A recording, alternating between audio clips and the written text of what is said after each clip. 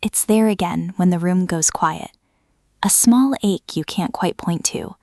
Not in your stomach, not in your chest. It sits in your skin. You pull the blanket a little tighter, and for a second the weight of it helps, but it isn't the thing your body is actually asking for. You hold your own hand, you press your own arm, and some quiet, older part of you keeps waiting for a touch that never comes. You might call it loneliness. You might not call it anything at all. But step back for a moment. Step back further than tonight, further than the walls around you, past the city and the wires and the glowing screens, all the way back to the world your body was actually built for. Your skin is the largest organ you own, and it was shaped across hundreds of thousands of years to expect one thing almost constantly. And that one thing is exactly what the modern world has quietly taken away. So here is something almost nobody tells you. Your ancestors were almost never starved for touch. For nearly the entire human story, going a whole day untouched would have been strange, even dangerous. And hidden in your skin, right now, is a special kind of nerve. It does not fire for heat, it does not fire for pain, it does not even wake up for a hard, firm grip. It switches on for one thing only, the slow, gentle touch of another living person. By the end of this, you will know what that nerve is, why it is there, and why for the first time in the story of your kind, so many people are living without it. Let's go back. Picture a shelter more than 50,000 years ago, deep in the cold hours before dawn. There is no bed, there is no separate room, no private corner where one person sleeps alone. There is a single warm knot of bodies, packed close against the dark, breathing in the same slow rhythm. A child is folded against a grandmother, an arm rests across a brother. Somebody's fingers move idly through somebody else's hair. If you had been born into that world, you would have spent almost every night of your life like this, pressed against other people, and almost every day within arm's reach of a hand that knew you. This was not unusual. For your ancestors, it was simply what a life felt like. Skin against skin was the constant background of being alive. Now look at how the other primates live, because they can show you where you came from. A troop of monkeys, a family of apes, will spend hours of every single day doing one thing together: grooming, fingers combing slowly through fur, one after another, hour after hour. For a long time, people assumed this was just cleaning, just picking out dirt and insects. But it turned out to be something far deeper. There is not nearly enough dirt in that fur to explain how much time they spend. The grooming is the point. When one animal strokes another like this, the brain of the one being touched releases a soft flood of its own natural painkillers, the same chemicals that give you a feeling of warmth and calm and safety. This is how they say, without a single sound, "You are one of mine, and I am one of yours." Touch, for them, is not hygiene. Touch is the glue that holds the whole group together. And you are built from the same blueprint. More than half a century ago, one of the most famous experiments in the history of psychology tried to find out what a baby really needs. Infant monkeys were given 2 fake mothers.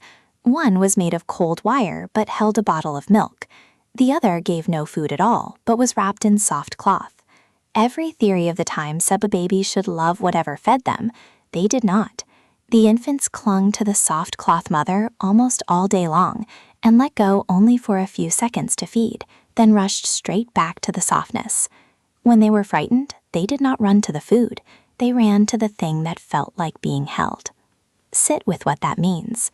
Contact, the plain comfort of something soft to cling to, was not a luxury laid on top of survival. It was survival. A body that was held could calm down. A body that was not stayed locked in quiet alarm. So now you reach the thing hidden in your own skin. When the scientists who study touch went looking, they found something strange. Buried in the skin all over your body is a set of nerve fibers that do not behave like the others. Your ordinary touch sensors are fast and factual. They report pressure, texture, sharpness, so your brain can answer the question, "What is this?" But this other kind of fiber is slow, and it does not care about facts at all. It barely responds to a poke or a firm push. What wakes it up is a gentle stroke, moving at a soft, unhurried, caress-like speed, at roughly the warmth of human skin. In other words, it is tuned with almost eerie precision to the feeling of another person touching you with care. And here's the part that should stop you. Those fibers do not send their signal to the busy map in your brain that works out shapes and edges. They run instead toward the deep emotional core, the same region that colors your sense of comfort, belonging, and safety. This is the nerve you were promised at the start. It is not there to tell you what is touching you. It is there to tell you that you are not alone. Your body grew a dedicated sensory channel, woven through your entire skin, whose only job is to feel the presence of another human being and turn it into calm. Think about how sure evolution had to be that touch would always be there. You do not grow a whole system for something rare. You grow it for something as reliable as the ground. For almost all of human history, another warm body within reach was exactly that reliable. The system was never meant to sit idle. You can watch it switch on at the very beginning of a life. Lay a newborn bear against a parent's chest, skin against skin, and something quietly extraordinary happens. The baby's racing heart steadies, its breathing settles, its temperature and its stress calm toward the parent's own. No words, no instruction, just skin telling skin, you are safe now, you are home. That is not a trick of modern medicine. That is the oldest medicine there is, doing exactly what it was built to do. So what happened to you? In a blink of evolutionary time, your world became one that runs almost entirely without touch. You can wake, work, eat, be entertained, and fall asleep having spoken to many people and been touched by none of them. You live behind your own front door. You greet each other through glass and typed words. The warm knot of sleeping bodies became one person in one bed in one quiet room. A full day of your closest contact might be the smooth, cool face of a phone. The researchers who study this have a plain name for what it leaves behind: touch hunger, skin hunger. And it is not a poetic idea. When people go without gentle human contact, their stress runs higher, their sleep runs thinner, and that vague, hollow ache in the skin, the one from the start of tonight, quietly grows. Your ancient touch system is still switched on, still scanning, still waiting for the hand that used to always be there. It does not understand that the world changed. It only knows that the thing it was promised has not come.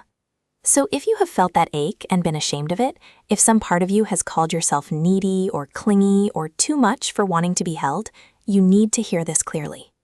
You are not broken. You are not weak. You are a creature built by a world of constant closeness, doing its honest best inside a world that forgot to touch you. The wanting is not a flaw in you. It is one of the truest, oldest signals your body has, working exactly as it was designed. It is proof that the blueprint is still intact. And it means the ache points somewhere real, a long hug that lasts past the polite second, a hand held without hurry, fingers through hair, an arm across a shoulder, skin allowed to rest against skin. To your busy modern mind, these can feel small, almost childish. To the ancient system under your skin, they are a message tens of thousands of years old, finally arriving. So the next time the room goes quiet, and that small ache rises in your skin, and you reach for the blanket and pull it a little tighter, remember what it is really asking for. Not warmth, not weight, another human being, close in the dark, the way it always used to be.